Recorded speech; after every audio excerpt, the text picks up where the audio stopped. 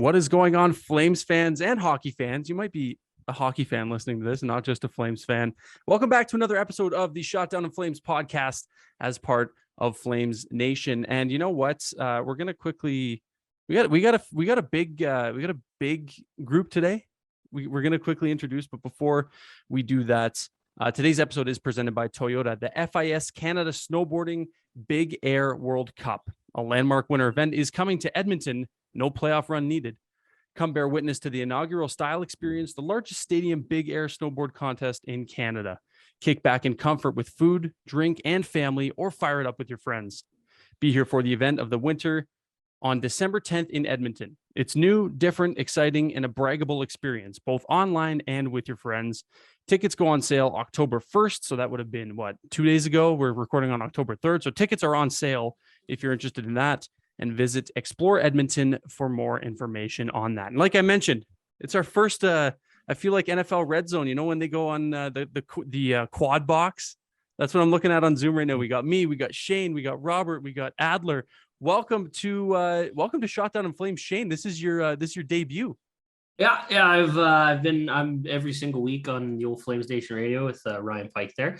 Figured I'd come talk about some less serious issues and be maybe a little more prolific on my takes on certain things. Is that what we are to you? The less serious podcast? No, you're the fun podcast. What we should be. We're the news podcast. You're the fun podcast. Good. Well, welcome, man. We're happy to have you. Robert, how you doing, man? Doing well, doing really well. We got lots of cool stuff going on with Flames Nation. Season's right around the corner, so yeah, super exciting times. We're ready to get into it. Yeah, it's really getting there. We're getting closer and closer to the start of this year, and I know Mr. Noah Adler is looking forward to that. How are you doing, buddy? I'm great, gentlemen. Welcome to the show. And yeah, I mean, we are so close to the start of the season, gentlemen. It's pretty exciting that we are very, very close to opening night. Yeah, it can't come fast enough. I was talking to a buddy today, and I'm like, man, I'm sick of the preseason. Like, let's just get this thing underway already. You guys are probably wondering where Princey is. He's kind of the one that usually runs this ship, and this guy's just too damn busy taking phone calls and doing all his great stuff that he's doing for us over here at Flames Nation. He told me to pass along a message to the listener, which is obviously everybody consuming this right now. We don't know what's going on exactly. We just know that something is going on. Between the four of us, we don't know anything. We just know that there's something. And that's pretty evident, seeing as Princey has been, like I said, working the phones. It's really free agent frenzy for Flames Nation, and it's busy with sponsors lining up and all that good stuff. So he wanted to pass along his well wishes, let everybody know that, he's still here. He's still kicking. He's just doing a lot of behind the scenes stuff. And we know that something is coming. We just don't know what. And we've been told it is big. That's all we can really say, because that's all we know, is that it's big. So stay tuned for that. Whenever the heck it's going to be, I have no idea. So if you're going to pry at us for information, we're not going to give it to you, because we're telling you what we know. But we're looking forward to whatever that announcement is. But boys, we're recording this on October 3rd. And I wanted to get, I know, Robert, you specifically wanted to talk about this. How do you pronounce his name? Radim Zohorna? Radim Zohorna. That's Radim him. Zohorna. So the Flames making a waiver claim today from the Pittsburgh Penguins. We're acquiring Radim Zohorna. You want to tell us a bit about him, or I'll start with you, Robert, and then I'll probably move to Shane, because Shane had some good stuff on Twitter today about that. So Robert, we'll start with you. You wanted to talk a little bit about the Radim Zohorna saga for the or Zohorna. Zohorna. I'm already butchering his name. Jesus Christ. Dude, I've been butchering his name all day. Well, I saw Chris Johnson throw out the news that the Flames acquired him, and I had absolutely no idea who he was. I'd never heard of him before. So what I did was I went to Reddit, as one does. So I went to Penguins Reddit, and I threw out a message to Penguins Reddit, and I asked them, what is Zohorna all about? And it got some interesting answers for sure. But from what I can gather, it sounds like he is, he's 6'6", 220 pounds. He's a big boy, kind of like, between Adam Ruzicka, Adam Klapka, and that kind of size range. He's a guy that'll probably play some fourth line minutes this season if there's some injuries. Probably be top 6 forward of the Calgary Wranglers this year. I guess he has some skill. is a little bit physical, nothing too crazy. But from what I could gather from Penguins fans, they all were fairly disappointed to lose him, and all said that he's kind of like an AHL, NHL tweener. So, I mean, nothing to get, too excited about. So I would caution Flames fans to limit excitement for this player, but still new Flame, which is kind of cool, and he's huge. Yeah, he's Gotta a like big that. boy. He's a big boy. 6'6", 220. Like that's quite the frame. And from what I understand too, like a lot of Penguins fans were upset because of the fact that he had such a good camp, and Flames fans, and I know Shane we'll get into this later, upset about certain players being waived and sent down and being excused from camp. But Shane, I'll go to you. Big guy who maybe doesn't play into the whole big guy, like his big frame. You picture a 6'6", 220. You think of a bruiser, a big bad bully, if you will. But looking at his PIMs and stuff, like it seems like a pretty responsible guy. And I want you to touch on that. Well, I want to get a closer look at him live, but I immediately thought of Adam Klapka. Everyone's just been praising Klapka. Well, he's the same country, same size. He's actually lost 10 pounds coming into camp. He was 230 last year. He's down to 220. Brian Burke was praising his play on 960, and Rob Rossi of The Athletic wrote a piece and specifically highlighted that Zohorna was in his version of the Penguins starting night lineup. On the fourth line ahead of Drew O'Connor. They waived him just to see, maybe gain some flexibility for later. I don't think we ever see Zohorna on the Calgary Wranglers, because all year long, if they waive him, Pittsburgh he's going to get picked up. Pittsburgh has the first rights to claim him. He's going back to Pitt. Yeah. Put him back. So, and they'll take him. They developed him. He's from, you'll like this. It's from the Steve Dangle podcast. I've heard of that guy. Yeah. He's a product of the Mark Donk system. Pittsburgh, they always have these random guys. They come over and they call him, someone I think on Twitter, Leafs Twitter, once said it's Mark Donk system. And he's a product of that. He's come up good. I want to see his hands in tight, but it sounds like he can skate. He's in shape, and he's not a detriment to the roster. Definitely an improvement over Cody, like an everyday improvement over Cody Eakin on the wing. He's not necessarily. I want to see. I'd have to see anyone at center personally live to be able to make sure they're in position all the time. So excited. It's a prospect, especially big guys that can play. He's shown he can play, and he was about to take a bigger role in Pittsburgh's system. Last time that happened, it was Teddy Bluger, and he turned out to be a third line defensive, awesome center. So we'll see. I like it. I don't think he's either going to play for Calgary or he's going to be back in Pittsburgh personally. So. Yeah. And it's funny you mentioned that. I was just driving home, and that's even one thing that Pat and Logan were talking about is, he's not a guy that the Flames are going to waive all of a sudden, because he's, like you mentioned, he's going back to Pittsburgh. Yeah. They speak highly of him. When Brian Burke was on with Eric Francis today, he had nothing but good things to say, not only about the player, but about the person, just how good of a guy he is. So they think very highly of him. So, you would think that if given the opportunity, they would take him back. But you brought up an interesting point about, being better than a guy like Eakin. And that kind of leads into where I want to go next with the cuts. So Eakin's still here, Ruzicka still here, Milano still here. And I'm going to start with Shane, because I know you want to sound off on this. In the unpopular opinion, I'm going to add, because a lot of people on Flames Twitter and a lot of Flames fans upset about the cuts from guys like Phillips, Zary, Peltier, all that good stuff. But you are going to be the rose or the thorn, the rose thorn, or whatever the hell you want to call it. You're going to be the thorn in the side. You're going to be the pain in the ass that goes against all that. And I really want to hear what you have to say about that. I'm going to be a thorn in absolutely everybody's ass. Because, let's just start off with there's 31 other GMs in the league, and not one of them took a chance on Phillips. So, like there's a lot of bottom end teams that he could easily fit into their top 9. They're bad. They're looking for good players, and any chance to get a free player would be beneficial to them. None of them wanted him either. Can I butt in real quick about that? Yeah, it's because every other team, and I love Phillips, but every other team has their own Phillips. Yeah, that's why nobody took him.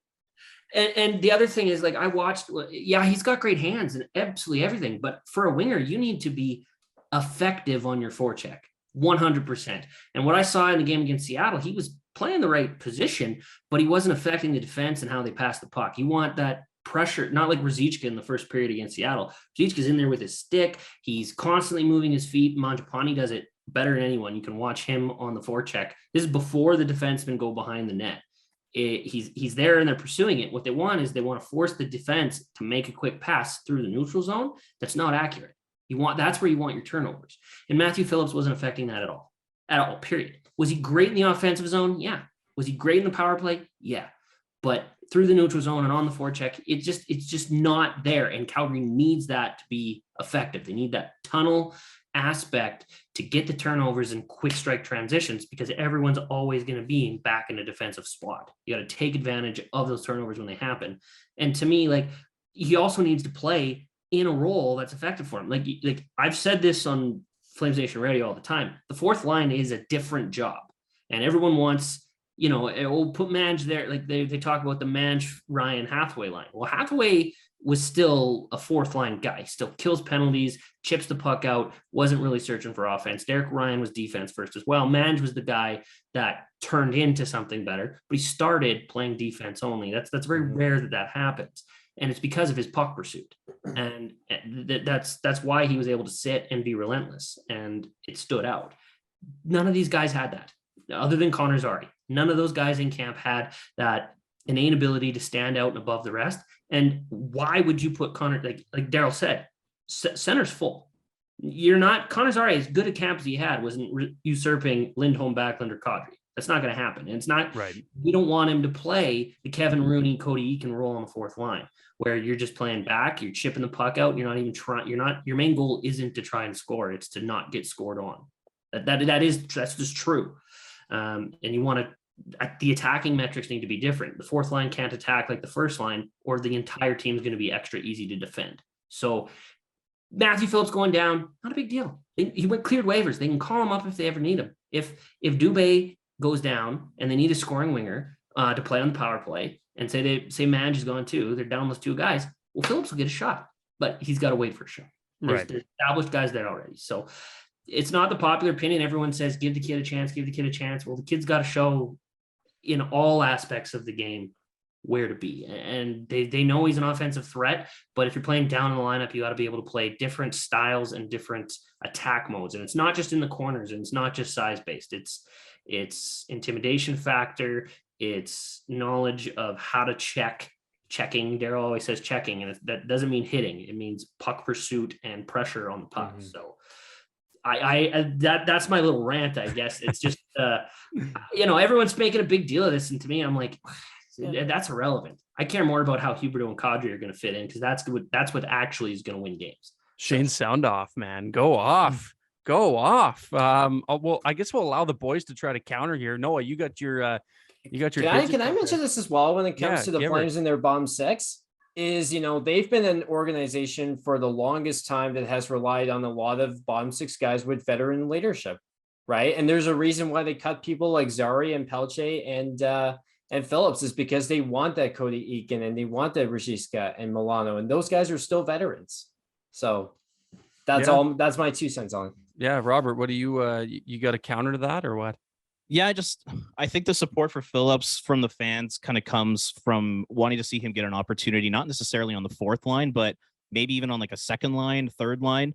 I think just based off the way that he played in the preseason, I thought he was really good in Vancouver. I thought he was good in Seattle. I totally agree with Shane when it comes to forechecking and the defensive game. Those are all things that Darryl Sutter can help Matthew Phillips out with. The one thing that you can't really teach in hockey is vision, creativity, playmaking, which Phillips does at a very high level. So I just thought through his first couple of performances the preseason that he deserved at least a shot to play in the top 9 in either 1 or 2 more preseason games, because Phillips was sent on Calgary's B team to Vancouver and Seattle, played against NHLers, and in my opinion was the only consistent offensive play driver. So I just would like to see him get an opportunity with some good players. Like let's see what he can do in a couple preseason games on the wing with Kadri and Mangiapane, or something along those lines. So I think one day we might see him if there's some injuries in the NHL, especially if just to some top 6 players. But yeah, I mean, I really like the guy. I like his skill set. I like his vision, creativity. I think that's something the Flames kind of lack a little bit in their top 9 right now. And I think that's what got people upset, to your point about him getting the opportunity, was the fact that he was cut so early. I think that's why people maybe were a little bit more or had their guard up, I guess you could say, when the cut was made. But yeah, it's interesting, and it kind of leads to another point. You go ahead, Shane. Oh no, I just said the one thing we all miss, specifically us here, is we don't get to watch practice. That's okay? true. Practice has been closed all training camp. They're seeing way more than us as well. It's very closed off. It's very limited. It's hard to get into. But what happens in practice matters just as much in training camp as what's happening in the games, and we just get the game situations. So, and they split the groups up. They're getting good looks at these guys. They're not swarming the ice with 35 guys at a time. So just that's another factor in all of it. Like we can watch what's in the game on Flames TV. May I add, like, can we get some more Sportsnet games here? Seriously. And but that adds into the factor. And to be honest, the guy with 699 NHL coaching wins, I'm not in a position to argue with him. So I know, and that's another thing too, is like, you know, everybody likes to throw out the in Sutter, in Darryl Sutter we trust, and like he's given me no reason to not trust him, right? Like he knows these players better than anybody else, and it kind of leads to this comment that was made.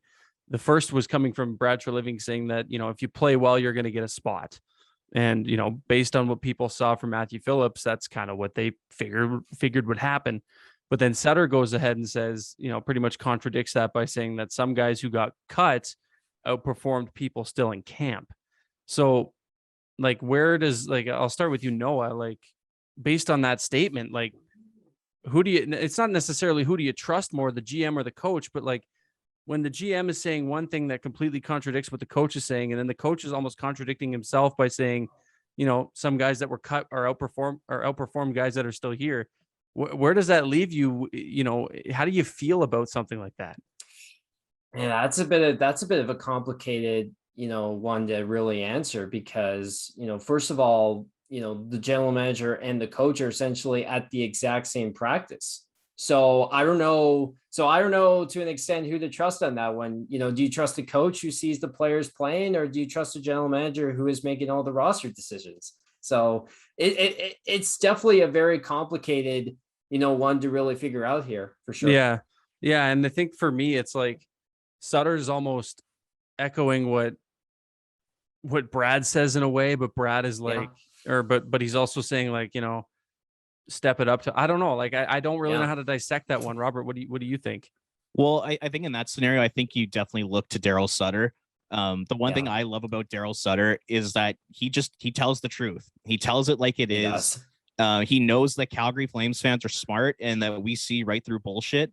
I thought, you know, for example, like during the Jeff Ward era, I thought there were a lot of post-game press conferences where, you know, he was trying to put lipstick on a pig after a rough night, and Flames fans see right through that. And I think that's one of the reasons why they love Darryl Sutter so much, is because he tells the truth. But I think it's just so interesting that him and Treliving are on different pages when it comes to communication. Because like you just said, you know, Treliving says, if you play well, you're going to get an opportunity. Sutter comes out, says, nope, really comes down to contracts, age of players, the role that they play. And the one thing that I think is actually kind of funny is Darryl Sutter, for like the last calendar year here, has kind of been like low key roasting the Flames and Brad Treliving going back a few years. So like, if you look at some of his press conferences, like some of the things he's pointed out is, you know, last season, the team was working on getting the respect back in the league, saying that the league didn't respect the Flames. Like that's huge. And then saying, you know, the Flames are poorly conditioned, one of the worst conditioned teams he's ever seen. You know, said the Flames weren't a good team in the past and that you know, they've had no playoff success. Like those are all kind of shots at like that previous coaching staffs in the management team. So I could be mistaken, but there was one press conference where he took a shot at the organization's development of prospects, if I'm not mistaken. Saying that they've rushed prospects. Yeah, 100%. Whether that's Valimaki or probably Dube or Bennett, you know, he's taken shots at all of those. So it's super interesting. But like I said, I think that's the reason why Flames fans love Darryl so much, because he tells it like it is. You can it's learn so hilarious. You can learn a lot by listening to Darryl Sutter's press conferences. He doesn't BS, like you said. everything's spot on. I think a lot of it's lip service. I think like going into camp, you look at the contracts and the guy's getting paid $1.5 million, the 11 forwards that are on the one-way deals. Like it's a business. There's money. You can say whatever you want to answer the press's questions, but like there's a clear agenda everywhere. If you look deep enough, you just gotta get past the first introduction and actually get into the chapters of the book. One of the things that I always think about when constructing rosters is I read Brian Burke's book. And in his book, he's got a very clear definition for the roles. Like a first right D needs to be this, needs to have size. Literally, like just some of them just say size in his checkbox. Every coach will have a different checkbox. I'm sure Darryl has his own, and the players that are left are the ones that are trying to fit that checkbox, which is why I really like why Jeremy Poirier is still in camp, because he's the only one that can somewhat fill the void left by Oliver Shillington's personal matter, which I'm not going to get into. That's a respect thing for him. But Poirier still being in camp, now Poirier's nowhere near ready. His defensive game's all over the map, but his offense and his skating and his passing, that's already at a very elite level. So you can see kind of why players stay and why players leave. And Zohorna, big body, can play better than some of the other guys there. You take the guy with size or the guy that's not, because if the skill level's theoretically similar, you're always going to take the better guy. So I honestly don't care what they say in their press conferences. If the coach decides the roster based on the guys put there by the GM. Otherwise, you get into a Billy Bean situation. Yeah. Gets ugly real quick, eh? Yeah. With Zohorna coming in, do you think it's like the writing on the wall for a guy like Cody Eakin? Like, do you see that as like not the writing on the wall, but like pretty much like damn close to it? We still got games left. Like that's the ticker. We've still got 3 games left before, and then a big stretch before the season even opens. And Zohorna's not even going to be here for like he's got a couple days. He's still got to get a visa. Yeah, he's got a bunch of stuff. So they'll work through that. Like they already know Zohorna is a decent level bottom 6 top AHL level talent. I mean, the connection, Brian Burke won't spit words to Brad Treliving, the co-workers, right? So but I don't know. I don't know what they're trying to do with their fourth line. They've obviously collected a lot of players to make for ultimate competition, but until it plays out, the only person that knows what's going on is Darryl. So it's gonna be so interesting to see what happens with that fourth line. Yeah. Well, I want to see who was the first player they put on the third line. Right. Like they've got a bunch of guys built for their fourth line. Which one do they plug in on the third line? Which like leads to another point. What's like, who's winning that right now? Well, Robert, what do you think? Well, I wrote an article, FlamesNation, about this on Sunday, and it immediately became irrelevant when they sent down Contraseri and Matthew Phillips. So thanks for that, Brad Treliving. But I did like a power ranking of those players, and I had Phillips and Zeri at 1 and 2 just based off the way that they were performing in camp. I thought that they've been outperforming, the likes of Ruzicka and Richie, Lewis, Milano. It's not realistic to think that they would actually make the team, but just from an overall training camp perspective, I thought that those guys had the best shot. And honestly, it could be any one of Milano. It could be Richie. It could be Lewis. It could be Rooney. The one thing that I'll say is for Flames fan, just to keep in mind, is that it's not necessarily critical that the Flames find a permanent player for that role right out of training camp. I think you can use a Brett Ritchie, Trevor Lewis, Kevin Rooney in that like third line, left or right wing spot for, I would say, maybe 20 or 30 games. And then the Flames, they can either wait for someone to become available on the waiver wire, kind of like what they just did with Pittsburgh today, or they could look for a trade, kind of like what they did with Tyler Toffoli last year. So in my opinion, having, one of those guys play in the top 9, I don't think it's going to tank the Flames season by any stretch. And I think the Flames, they're good enough, they're deep enough, they're well coached enough and good enough defensively that they can go, long enough without addressing that role. So I would say it's a work in progress, and let's be patient. Give it maybe 20, 30 games. Maybe somebody emerges, or maybe they're able to make a trade. Shane, I would agree. Or Noah, whoever. Yeah, I would probably agree with Robert on that for sure. Is that I don't think it'll be a permanent role right away. I think they'll probably switch through players, and they'll make a decision at some point here between now and December or something like that. It's funny about Milano. I ran a poll intentionally to talk about on this episode today earlier. Yeah. I ran it on Twitter, just kind of asking like what Flames fans think about Milano and if he's going to make the team, because like he's still not skating with the people that we would like to see him skating with. And I don't think that's much of a, like, you know, everybody can kind of agree on that. We want to see him with not Kevin Rooney. But so I posed the question, you know, asking if you think he's going to make the team or if he's going to get cut. 499 votes bugs me to shit that we didn't get to 500. Like, just round that number up.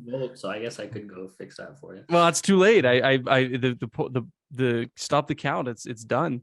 So 56.7% of that 499 people said he's going to get cut. 43.3% think he's going to make the team. So like, it's pretty damn close. People thinking, you know, it could go either way here. What do you boys think? Shane, I'll start with you. I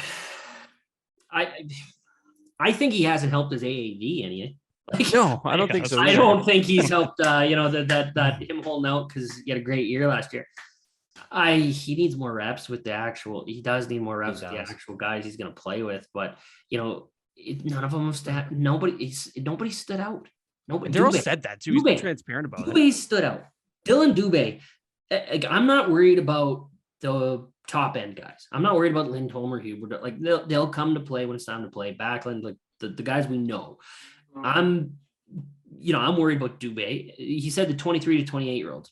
That's Dube. Dube can change the entire dynamic of this team by taking a step. If he got 6 goals in 6 games down the stretch at the end of last year, and if he is a bona fide top 6 option this year and can play off him and Mange, if they can play left or right, I mean, it's all left-handed there with Kadri, and that works. That's deadly. That's a dangerous line with speed, puck possession, and the ability to score. And that would leave Milano with Backlund and Coleman. And quite honestly, you could plop any person in camp with Backlund and Coleman, and they'd probably be fine. Mm-hmm. Those two are going to be the most reliable third line defensively in the entire league. Seriously, they should both get somewhere between 35, 45 points to 15-ish goals, and whoever the heck slapped on their wing it's got to complement those two game to amplify even more. It's got to be someone that's going to be on the forecheck so they can be back more. It's got to be someone that's not afraid to grind it down low. And, you know, is that Milano? Like, Milano is better suited to being with Lindholm, Huberdeau. Huberdeau's already the passer on that line. You know, they don't really have a passer on the Kadri Mangiapane pair. That's theoretically where he's going to fit, but he just hasn't meshed. So I think, I mean, you don't really want to let him go for nothing, but the Zohorna thing is what makes it all difficult now. There's an extra guy here. There's an extra guy in the conversation, which PTO doesn't work out, right? As we're just talking forwards here. We're not even talking defense yet. There's battle, right. But yeah, that Zohorna thing throws a wrench into everything for me. To me, I would still pick Milano over Eakin, but just because I'm a skill guy. I like the high skill, and I've seen it with Zegras last year. It did tail off after he got some of the head injuries, but yeah, it just hasn't stood out yet in actual gameplay. So yeah, Robert, you got any points on that? Yeah, I'm just with Shane. Let's see him play these next 2, 3 preseason games if he gets in all 3. Yeah, and hopefully Darryl just gives him at least one game with Nazem Kadri and just see what it's all about. See what that pair can do.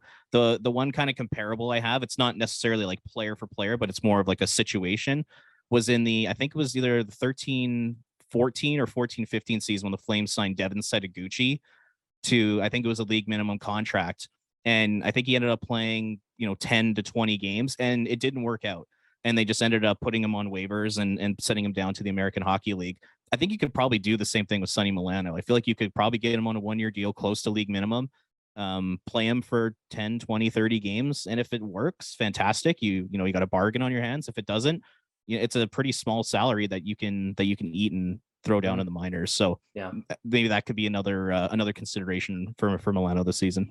It seems like a buy low, like low. We've talked about it, pretty much at nausea here, that it's been like low risk, potentially high reward.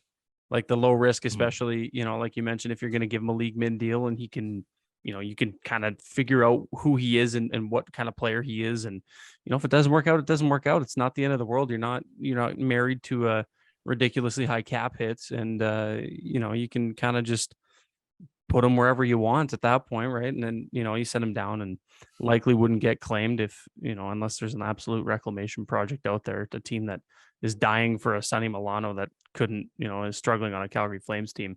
But one more, I guess, we always talk about the serious stuff and the fun stuff. One more serious one before we get into some of the more fun topics of today's show. Does anyone worry you a little bit going into this season? It could be based on camp. It could be just based on, it doesn't matter, however you want to put it together. Is there anyone that worries you going into this year, or maybe you're concerned a little bit about? I'm going to actually start more or less worried, but more just kind of like, I want to see a different version of this player than what we saw near the end of the year last year. And that's Tyler Toffoli, who, acquired last year on Valentine's Day. It was a great Valentine's Day gift to all. Yeah. Hearts thumping for Brad Treliving for that one.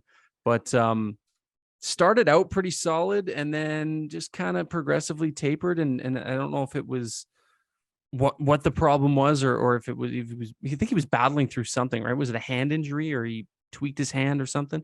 I don't know. I can't remember. Maybe I'm just making up excuses for the guy, but I'm not necessarily as worried. I think worried's a bad word for it. I just am more like, I want to see more. Like I like, we know what kind of player Tyler Toffoli is. And near the end of last year, that wasn't it. It's not that's uncharacteristic of a guy like Tyler Toffoli. So I'm more so just excited to see kind of a bit of a resurgence from the end of last year and kind of the Tyler Toffoli everybody expected when the Flames acquired him. So I guess I gave you guys enough time to think about it as I just bullshitted on the mic here for a bit. So I'll throw it over. Let's pick on Noah. You go first here. Who are you? Who falls in that category for you? I don't think I'm worried about any specific player, but I think the thing that I'm really interested to seeing is if the chemistry between Lindholm and Huberdeau meshes right away here, and along with some of the new assets. So I think, and again, it's like, I'm not really worried about Toffoli going into the season because he was acquired on Valentine's Day and he only had 2.5 months with the team. So a full training camp for Toffoli with Darryl, I think will do him very big wonders for him this year. So yeah, I mean, I'm not really worried about anyone specifically. Besides Toffoli, I'm really interested to see if the chemistry meshes right away. And I guess a good thing is, early sample sizes, they've looked pretty good together. Yeah. So that's definitely a positive thing. I'll throw it over to you, Robert. I'm with you a little bit on Toffoli there. The one thing I'll add to Toffoli is, for me, the one thing that worries me a little bit is his skating. He's definitely a below average NHL skater, and that might even be putting it a little bit kindly. So I'm just going to be interested to see, if he's playing on a line of Jonathan Huberdeau and Elias Lindholm this year, they're going to be playing against top defensive pairings and top defensive forwards this year. So it'll be interesting to see if he's able to keep up with those guys. The one guy for me that I'll single out is Milan Lucic. I'm a big fan of Luch. I love the role he plays. I love how tough he is. I love the size. Like I'm a kind of an old school guy in that regard. So I love all that kind of stuff that he brings to the table, but I just don't really know if he's an everyday NHLer at this point, because last season, so in the final 56 games, that includes playoffs, he didn't score a goal using his stick. The only goal he scored in that period went off his skate. I think it was Rasmus Anderson shot it off his skate and in. So, and it's similar to Toffoli, I kind of worry about his skating a little bit. I just worry his ability to keep up against fast teams like Colorado and like Edmonton. So I'm hoping this year maybe he doesn't play in all 82. Maybe, he gets kind of swapped in and out of the lineup for, Richie and Lewis and Rooney, and they kind of do a little bit of a role by committee there. But I would say Luch is kind of the one guy I'm a little worried about this year. The only plus about Luch's skating is it's whenever he has the puck and the dome goes Luch, it's rumored that it adds +5 to his speed and agility. So that would be the only saving grace. The only person that shouldn't be nervous when Lucic is on the ice is Lucic. Everyone else should be nervous. That's right. That's the whole point there. I'm scared of Yusuf Valimaki. You think he's going to be He's still left in camp. He's got $1.5 million cap hit, has to go through waivers. You know, contracts are obviously playing into roster decisions, as we've discussed, and it's been stated. So I'm worried about Juuso Välimäki because right now, Connor Mackey, Nick Milosh, and Michael Stone all deserve a spot over him. Two of them actually fit the right-hand slot there with Zadorov on the third pair. I'm honestly rooting for Milosh, but yeah, I'm just like, I feel bad. I mean, he literally 2 massive injuries, missed a year and a half of development, prime development. Those are the most important years for a player, but he's chasing the puck in his own zone way too much. He's getting caught behind the net where he's not supposed to be. He's not trusting his teammates to get into the position. He's overcompensating. It's getting him way out of position. His gap control's off. Just almost everything, pretty much. His passing, his offensive vision, great. It's always been great. It's always been elite. That's why he was a 14th overall draft pick. 16th, maybe. I can't remember. But yeah, no, I'm not really worried about the vets. The vets are going to be what they are. Maybe worried about them losing a step, but I'm worried about the young guy that's not showing. You only get so many years to develop a guy freely, and they ran the clock out on him, and he's supposed to be, and when the waiver wire starts, you're supposed to be ready. There's 2 guys that the waiver wires run out on, Ruzicka and Juuso Välimäki, and those 2 guys they should be NHL players by now, and they're not. So his injuries, Välimäki's injuries definitely didn't help with that. But yeah, I'm with you. I never thought about it that way, especially with the whole contracts thing. That contracts comment is spooky. If he doesn't show up or if he's in the minor, oh crap! Oh God! Sound the alarm! Call 911. This guy can't afford, and I'm not going to make that joke.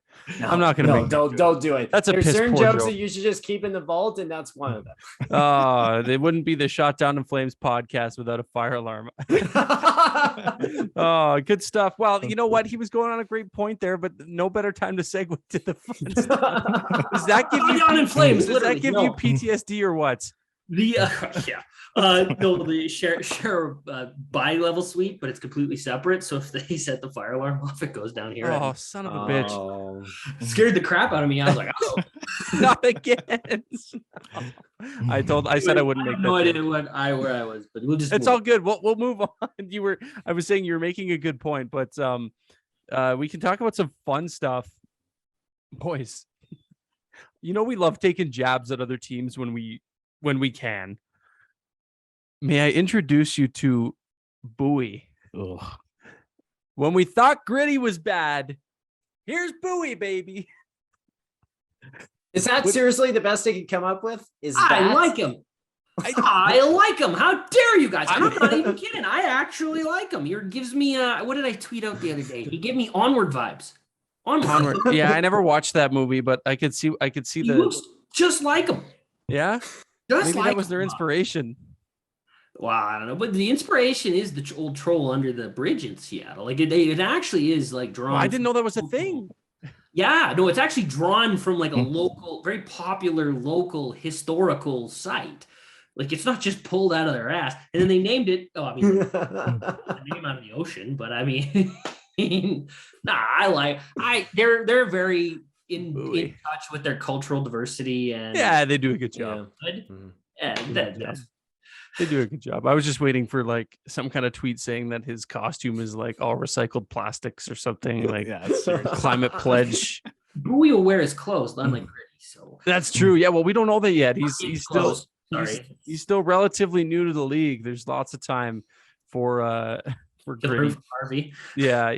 Yeah. It's funny. You know what? It's actually funny because I was having this conversation with a guy at work today because we were talking about Bowie. And he was listening to a radio show. I can't remember what show it was, but they were talking about, like a troll, really? Like, what does that have to do with the Kraken? And somebody called in and was like, really? A hound? What does that have to do with the Flames? And we're like, and I was thinking, I'm like, touche. I can understand what you mean by that. And like, if we're going to go about talking about mascots, like get your licks in and take your shots at Hunter. What? Like, and Oilers fans didn't even like Hunter when he was released, and he's terrifying. Oilers fans were like, "This is the ugliest thing I've ever seen. I love him." Like, I'm like, forget about the first part of that or what? It was yeah, when Hunter was announced and released, it was interesting. I was like, it legit like haunted my nightmares. I remember when they released Hunter, he was in a classroom with like a bunch of like 5 and 6-year-old kids, and one of like the little girls in the classroom looked at Hunter in the eyes and just screamed and ran away. She was terrified of him. Just get this rabies cat away from you with a bunch of blood. I think the worst part about it God. is just how realistic it is. Like, it's not even like cartoony at all. Like he legit looks like he could be a big cat. Well, I mean, the Oilers play for 10 years should initiate the actions that little girl had. Decade of darkness. The decade of darkness. Drug out by another generational player. Whoop-de-doo. Oh, geez, yeah. And we love to get our shots in when we can to our They're not here right now. Our friends up at Oilers Nation. We should plan one of these days for like a Shot Down in Flames podcast featuring like the best of Oilers Nation. We'll put Nation down here and we'll just keep him on mute, and then we'll just Hey Dan, you're on mute. Why is Nation Dan always the drive-by guy? It's his role. It's true. Got a role to play. We love Nation Dan, but he's always the guy that is like the victim of the drive-by, which is like him and Waz. It's because he takes it good. Him and Waz, Yeah. they take it good. They do take it good. They take it good. They do take it pretty good. Oh man, we do love you though. If you guys, I'm sure this will be a clip on Twitter that Princey will use. We love our friends up at Oilers Nation. He's gonna cut it there though. He's not gonna give them any kind of praise. He's not gonna say that we actually like them. So it's... No chance. Let's do one more fun one because I do got to wrap it up. I am going to the game, so we had to do this early and quickly. And if you're listening to this later, it's October 3rd, so the Flames are about to play the Kraken. This one I specifically want to get into because when I texted the list to Noah, he's like, "Oh, let me guess. That last point is just a jab at me because I know where you stand on this." But we're talking about like celebrations. When teams clinch a playoff spot or, you know, something big happens and they break out the champagne, they do the champagne showers. Well, the Blue Jays, and we know how much Adler loves the Blue Jays. The Blue Jays have they've clinched a playoff, or they've clinched a postseason appearance in a wild card berth. And like other teams, they break out the champagne and you know, they go crazy and they got the ski goggles and all that stuff. And that's not new. Teams do that. The question is, do you agree with it? Do you think that it should be toned down? What are your thoughts? I'm going to start before we send Adler on his rampage with this. In baseball, I don't see it being a problem at all. It's a 162 game season. And like, that's a goddamn battle. Like you start in like April. And if you go on a deep run, you're playing into October, November. Like it's a deep ass run. Like you play a lot of baseball in a long period of time. So clinching a playoff spot in a 162 game season in itself, that's damn impressive. Especially, I know it's expanded playoffs this year in baseball. Yeah, it's expanded playoffs, but what's that? Sorry, it's 12 teams in baseball, I think now. Yeah. So they expanded it, which I agree with. I think that's cool. But like even before, like, less teams got in. Yeah, you played a 1 game play in if you're a wild card team, and that's it. You don't really get that's your celebration, right? Like if you're a wild card team. By the way, don't mean to cut you off, but they used to have just the league championship series prior to like I want to say the pre-wild card era or something like that. It was just the league championship series and then the World Series, obviously. So yeah, it was hard to get into the playoffs. It was. So I guess. What do you think? Like, should other leagues not do it well enough as the MLB does, or you know, do you agree with it? Do you disagree with it? Noah, you go ahead and you start. This is your lane. You know, I think for me, honestly, it's like, you know, celebrating a wild card or division spot, right? Clinching a division. I just don't think that's meaningful to celebrate, you know, with champagne and all that stuff, because I would rather celebrate with champagne on ice and all that stuff when we get to the World Series or if we win the World Series, because at that point, it's more meaningful at that point to celebrate in the locker room with all that champagne and yada, yada, yada. I get that. Shane? I mean, I like how hockey does it. I like how they wait. But now, when it's there's two types of celebrations, all right? There's what St. Louis Blues did. Saved by the bell. Round 2. He's gonna go up to the neighbors up there and be like, "What are you cooking?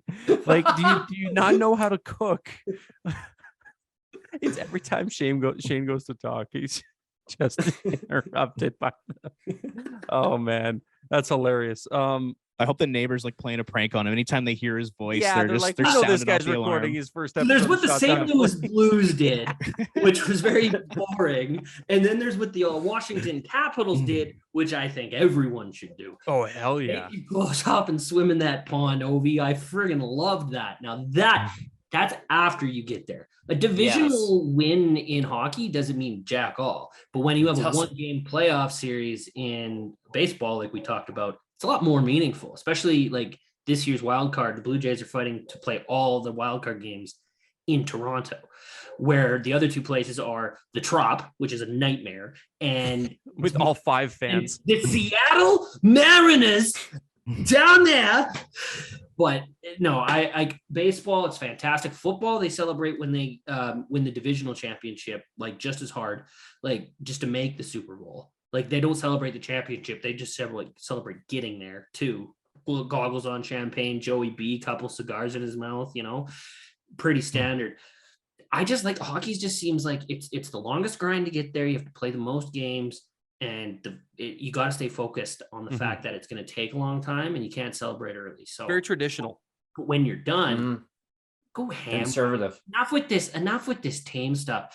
I want to see you filling this cup with like 12 beers and then lifting it up and just dumping it on you. Like that's just show me that. That's what everyone wants. Like when you turn 16 as a kid, you just wish you could do, right? You just wish you had the opportunity to do that. They need to fill it with OT Brewing, by the way. Then you see just a thought. Who's celebrate, and they're all like, "Yep, congratulations, yay, we won." Yeah, I think they need to start going a little more balls to the wall. Yeah, Robert, what do you think? Man, I'm team fun. Let's have fun. Man. Sports are fun. Sports are supposed to be entertaining.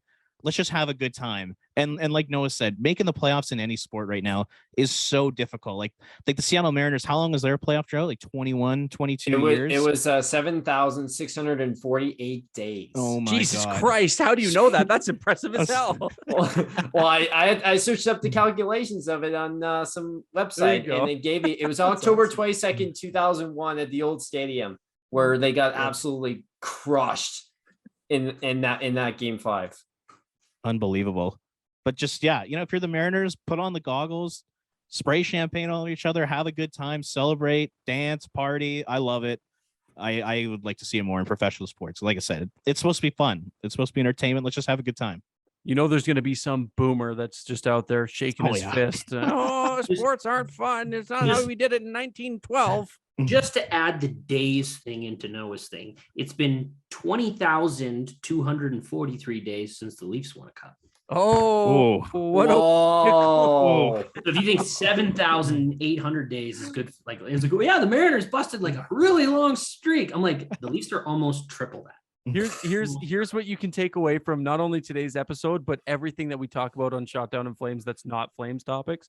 Nation Dan drive-by and the Leafs just being the Leafs. First it was milk, now it's the Stanley Cup drought. Guys, this has been great. I've had a lot of fun. We had our first, like I said, quad box. It's like watching NFL Red Zone, which I might add, they had an Octo box or Deca box on Sunday, which was crazy. This was cool. I appreciate you guys for joining and being such good people and having a blast. Shane, welcome and thank you for we'll have you on again because this was great. Yeah, I'll be with Pike on Wednesday again. So you listen to that, folks, too. If you're listening, that's right. Get the entirety of the Nation Network podcasts in your viewing for your ear pleasure. Absolutely. This was great. Thanks, boys, for Robert, Noah, and our friend Shane. Thanks for listening, and we will see you in the next episode of Shot Down in Flames. See you later.